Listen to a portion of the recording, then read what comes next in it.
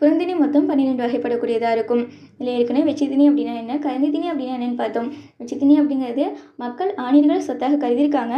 ஆணிகளை சொத்தாக கருதிய காலத்தில் ஆணிகளை கவர செல்பவர்கள் வெற்றிப்பூ சுடிக்கொண்டு செல்வது தான் வெச்சித்திணி என்று அழைக்கப்படக்கூடியதாக இருக்கும். அடுத்தது கரந்தித்திணி.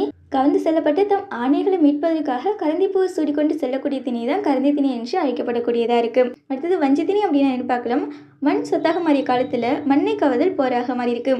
மண்ணாசை காரணமாக பகைவர் நாட்டை கைப்பற்ற கருதி வஞ்சிப்பூவை சூடி பொறுக்கு செல்வது தான் வஞ்சித்திணி என்று அழைக்கப்படக்கூடியதாக இருக்கும்.